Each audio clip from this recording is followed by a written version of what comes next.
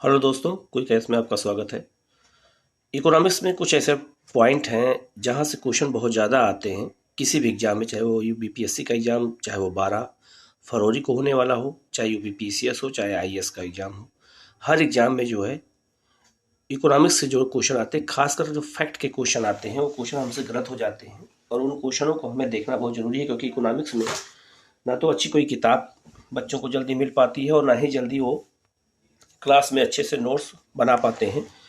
तो इस चैनल द्वारा केवल प्रयास किया जा रहा है कि आपको अच्छा नोट्स मिले। आप लोग इसको नोट कर लीजिएगा, जहाँ डाउट होगा आप कमेंट बॉक्स में कमेंट कर दीजिएगा और इस चैनल को सब्सक्राइब कर लीजिएगा, जिससे आपके पास नोटिफिकेशन आता रहे और आप लोग इसको अच्छे से कर सकें और आपको इकोनॉमिक्स के और भी क्लासेस आपको मिल सकें। इकोनॉमिक्स, करंट अफेयर सबको और बीपीएससी एग्जाम को पूरी तरह से इस पर फोकस किया गया है कि बीपीएससी के हर टॉपिक को आपको आप तक पहुँचाने का काम किया जाए। इसी कड़ी में सबसे पहले हम आज बात करेंगे इकोनॉमिक्स में एक चैप्टर, पहला चैप्टर है आज हम लोग बात करेंगे, और वो चैप्टर है आपका राष्ट्रीय आय। राष्ट्रीय आय क्या है? पहले हम नेशनल इनकम की बात कर लेते हैं कि राष्ट्रीय आय क्या है, राष्ट्रीय आय का आकलन कैसे निकलता है। एक एक फैक्ट की बात करेंगे और वो सारे एग्जाम में आपको पूछे जाएंगे। जैसे पहला है कि राष्ट्र एक वित्तीय वर्ष में, याद रखना कि वित्तीय वर्ष होता है, बैंक का वित्तीय वर्ष होता है, सरकार का वित्तीय वर्ष होता है, तो सबका एक वित्तीय वर्ष होता है। तो कृषि का भी वित्तीय वर्ष होता है।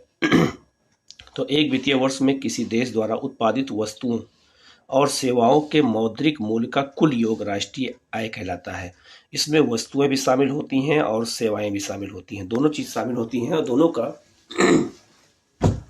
जो मौद्रिक मूल्य निकाला जाता है वही राष्ट्रीय आय कहलाता है। इसके बाद हम लोग बात करेंगे किसी भी देश के राष्ट्रीय आय में निम्न चीजें शामिल नहीं की जाती हैं। ये भी बहुत इंपॉर्टेंट चीज है, एग्जाम अगर ये आ जाए कि देश के राष्ट्रीय आय में किन चीजों को शामिल नहीं किया जाता है, तो उसमें मध्यवर्ती वस्तुओं के मूल्य, मध्यवर्ती वस्तुएं मतलब वो होती हैं जो बाजार में बिकने के लिए आती हैं और वो जो है उत्पादित किया जाए, थोक मूल्य की जो होती हैं। दूसरी, पुरानी वस्तुओं के मूल्य को, घरेलू सेवाओं या कार्य को जो घर में से काम किया जाता है उसको, या जो सेवा दी जाती है घर में, उसको राष्ट्रीय आय में शामिल नहीं किया जाता है। इसके अलावा वित्तीय परिसंपत्तियां और जैसे अंशदान, ऋण पत्र आदि के क्रय विक्रय को भी इसमें शामिल नहीं करते हैं। हस्तांतरण और भुगतान, पेंशन, वजीफा, लॉटरी जीतना को भी इसमें शामिल नहीं किया जाता है। और विदेशों से प्राप्त उपहार, जो विदेशों से उपहार प्राप्त होते हैं, उनको भी राष्ट्रीय आय में शामिल नहीं करते हैं। तो बहुत इंपॉर्टेंट चीज़ है ये, क्वेश्चन एग्जाम में कई बार आ भी चुका है कि किन चीज़ों को राष्ट्रीय आय में शामिल नहीं करते। तो इनको बहुत ही इंपॉर्टेंट है, आपको इनको नोट करना है जिससे आपको ये चीज़ें भूलने न पाएँ। इसके बाद हम लोग आगे बढ़ते हैं, राष्ट्रीय आय से जुड़े कुछ फैक्ट की बात कर लेते हैं जो आपको एग्जाम में पूछे जाते हैं। अगर एग्जाम में आपसे ये पूछा जाए कि 1949 में प्रथम राष्ट्रीय आय समिति की स्थापना की गई थी, तो उसके अध्यक्ष कौन थे? तो पीसी महलनबीस उसके अध्यक्ष थे और उसमें दो सदस्य थे, एक डॉक्टर आर गाडगिल और दूसरा BKRB राव इस समिति के सदस्य थे। तो ये 3 सदस्य थे टोटल इस समिति में और पीसी महलनबीस इसके अध्यक्ष थे। अगर एग्जाम में आपसे पूछा जाए कि पहली बार राष्ट्रीय आय समिति की गणना कब की गई थी, तो आपको बताना है 1949 में की गई थी और इसके अध्यक्ष कौन थे? पीसी महलनबीस के थे इसके अध्यक्ष, और उस समिति का नाम ही था राष्ट्रीय आय समिति। ये आपसे एग्जाम में पूछा जाएगा। और कितने उसके सदस्य थे? तो 2 सदस्य थे उसमें, आपको ये भी याद रखना है। एक फैक्ट की चीज़ें हो गई हैं और जैसे एग्जाम में आजकल आते हैं तो क्वेश्चन वो गलत हो जाते हैं क्योंकि हम यहाँ पे ध्यान नहीं दे पाते हैं। दूसरा फैक्ट की बात यह है कि भारत में राष्ट्रीय आय और प्रति व्यक्ति आय का गणना का प्रथम प्रयास किसने किया था? अगर एग्जाम में आ जाए इतिहास की पॉइंट व्यू से, तो दादा भाई नेहरूजी ने किया था 1867-68 में किया था। और दादा भाई नेहरूजी के अनुसार 1867 में भारत की प्रति व्यक्ति आय 20 रुपये थी।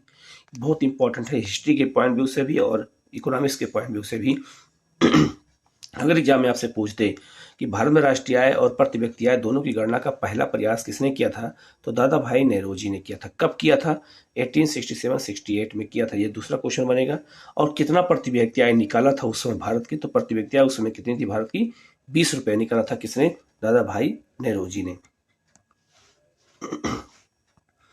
इसके बाद दादा भाई नेहरूजी ने अपनी जो है पुस्तक, इनके नाम की पुस्तक का नाम था poverty and un-British rule in India नामक पुस्तक में इन्होंने पहली बार राष्ट्रीय आय की गणना किया था। Poverty and un-British rule India नामक पुस्तक थी, उसी में पहली बार इन्होंने राष्ट्रीय आय की बात कही थी। तो आपसे एग्जाम में ये भी पूछा जाएगा। इसके बाद है राष्ट्रीय आय के अनुमान का पहला सरकारी आकलन कब किया गया था? 1949-50 में किया था वाणिज्य मंत्रालय ने। ये क्वेश्चन कई बार आ चुका है कि किसने किया था, तो वाणिज्य मंत्रालय ने इसके द्वारा किया गया था। नेक्स्ट है डॉक्टर BKRB राव भारत में सर्वप्रथम वैज्ञानिक तरीके से राष्ट्रीय आय की गणना करने वाले अर्थशास्त्री हैं। ये भी आपको याद रखना है कि पहली बार भारत में राष्ट्रीय आय की गणना का वैज्ञानिक तरीका किसने अपनाया था, तो वो थे, कौन थे? डॉक्टर BKRB राव थे, जिन्होंने वैज्ञानिक तरीके से राष्ट्रीय आय की गणना का आकलन किया था इन्होंने। इसके बाद है भारत में राष्ट्रीय आय के आकलन को 1 अप्रैल से 31 मार्च तक वित्तीय वर्ष के आधार पर निकाला जाता है। आपको याद रखना है, जहां में पूछा जाएगा कि भारत में राष्ट्रीय आय का वित्तीय वर्ष क्या है, तो आप बताओ कि 1 अप्रैल से 31 मार्च तक का जो समय होता है उसी को जो है भारत में राष्ट्रीय आय का आधार वर्ष माना जाता है।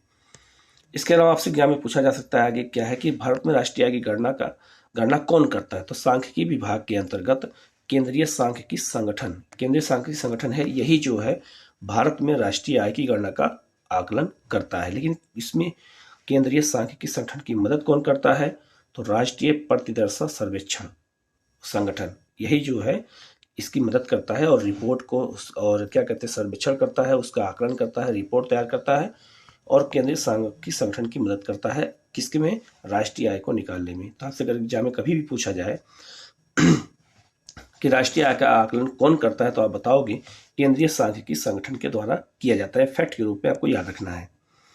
एग्जाम में अगर आपसे ये पूछा जाए कि राष्ट्रीय आय कितने तरीके से निकाली जाती है, अगर ये पूछा जाए तो 3 तरीके से निकाली जाती है। राष्ट्रीय आय की गणना 3 तरीके से होती है। पहला आय विधि से, दूसरा व्यय विधि से और तीसरा उत्पाद मूल्यवर्धित विधि से। इन्हीं 3 विधियों से ही भारत में राष्ट्रीय आय या दुनिया में कहीं भी राष्ट्रीय आय की गणना की जाती है। तो आपसे एग्जाम में अगर पूछा जाए कि विश्व में या भारत में राष्ट्रीय आय की गणना किन आधारों पर की जाती है, तो आप बताओगे कि 3 आधारों पर की जाती है, आय विधि, व्यय विधि और उत्पाद मूल्यवर्धित विधि के आधार पर निकाला जाता है।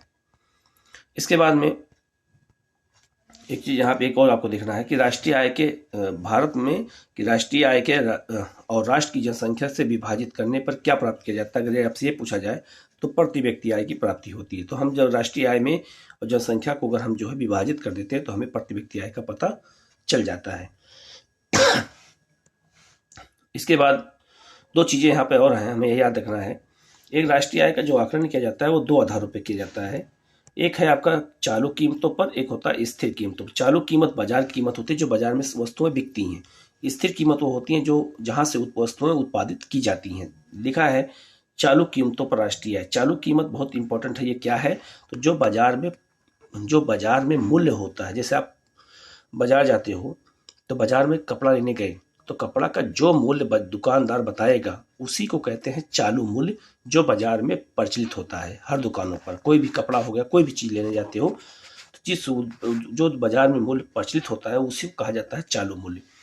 तो यह साफ साफ लिखा भी है कि जब राष्ट्रीय आय को प्रचलित बाजार मूल्यों पर मापा जाता है तो उसे चालू कीमतों पर राष्ट्रीय आय कहते हैं। बहुत इंपॉर्टेंट चीज है।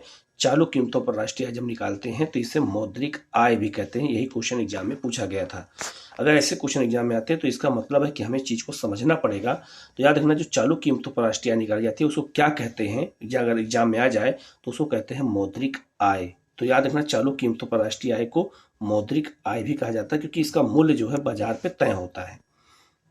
लेकिन स्थिर मूल्य क्या है, स्थिर मूल्य पर राष्ट्रीय आय कैसे निकाली जाती है, तो स्थिर मूल्यों पर राष्ट्रीय आय से अभिप्राय एक लेखा वर्ष में, लेखा वर्ष वही हो गया 1 अप्रैल से 31 मार्च हो गया, इसी को कहते हैं लेखा वर्ष के दौरान एक राष्ट्र के सामान्य नागरिकों द्वारा उत्पादित समस्त अंतिम वस्तुओं और सेवाओं के उस मौद्रिक मूल्य से जिसे किसी आधार वर्ष के मूल्यों पर मापा जाता है।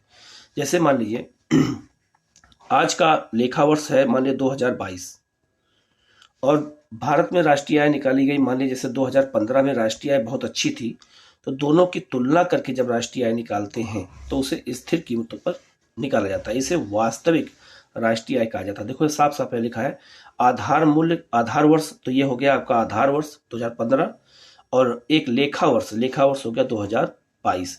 तो इनमें तुलना की जाएगी, औसत निकाला जाएगा, उसी आधार पर राष्ट्रीय आय निकाली जाती है तब जब कि स्थिर कीमतों की बात होती है। किसी भी देश के आर्थिक विकास का सही मूल सूचक जो है वो कीमत राष्ट्रीय आय यही होता है। अगर एग्जाम में अगर आपसे कभी पूछ दिया आपसे कि भारत में राष्ट्रीय आय को निकालने के लिए सबसे अच्छी विधि कौन सी है, तो आप बताओगे स्थिर कीमतों पर राष्ट्रीय आय। स्थिर कीमतों पर जो राष्ट्रीय आय निकलती है वो सबसे शुद्ध राष्ट्रीय आय होती है, याद रखना है आपको। एक यहाँ चर्चा का विषय हमेशा रहता है, पूछा जाता है एग्जाम में कि हिंदू वृद्धि दर क्या है। हिंदू वृद्धि दर क्या है, इसका संबंध राष्ट्रीय आय से है, साफ साफ लिखा है। इसके प्रतिपादक कौन है, यही एग्जाम में कई बार आ चुका है। तो हिंदू वृद्धि दर क्या है, तो हिंदू वृद्धि दर का तात्पर्य भारतीय अर्थव्यवस्था में राष्ट्रीय अथवा वास्तविक वृद्धि दर से संबंधित है। हिंदू वृद्धि दर का अवधारणा का प्रतिपादन किसने किया था, तो प्रोफेसर राजकृष्ण ने किया था। याद रखना, आपको याद रखना है कि हिंदू जो वृद्धि दर है यह आपका सीधे राष्ट्रीय या वास्तविक प्रति व्यक्ति वास्तविक वृद्धि से होती है, किसमें, भारतीय अर्थव्यवस्था में। और इसका प्रतिपादन किसने किया था, प्रोफेसर राजकृष्ण। ये आपसे एग्जाम में पूछा जा सकता है क्योंकि बहुत इंपॉर्टेंट चीज है ये। तो हमारे सीरीज में आज हम लोग इतना ही करते हैं। इकोनॉमिक्स के ऐसे ही फैक्ट में ला के आपको जो है वीडियो के माध्यम से पहुंचाता रहूँगा। आप लोगों को एग्जाम में बीपीएससी में और खास करके बीपीएससी में इकोनॉमिक्स के अगर क्वेश्चन आते हैं तो आपको गलत नहीं होने पाए, तो आप सारे फैक्ट को जितने यहाँ दिए गए हैं सारे फैक्ट को आपको नोट कर लेंगे। और सारे फैक्ट में अगर आपको कोई डाउट लगता है तो आप जो है कमेंट में कमेंट कर देंगे, तो उसका भी सोल्यूशन आपको बताया जाएगा। लेकिन इस बार जितने भी फैक्ट की बातें दी गई हैं, जैसे प्रति व्यक्ति आय का आकलन किसने किया था, प्रति व्यक्ति आय का जो है किस पुस्तक से निकाला गया था, पहली बार इसको वैज्ञानिक तरीके से किसने निकाला था, यही सारे फैक्ट एग्जाम में पूछे जाते हैं और अक्सर बच्चों का गलत हो जाता है। तो आप लोग इससे गलती मत करिएगा, आप लोग इसको नोट करते रहिएगा। आप लोग चैनल को सब्सक्राइब कर दीजिएगा, वीडियो को लाइक कर दीजिएगा और बेल आइकन को आप जरूर दबा लीजिएगा, जिससे आपके पास नोटिफिकेशन सबसे पहले पहुंच सके। Okay, thank you.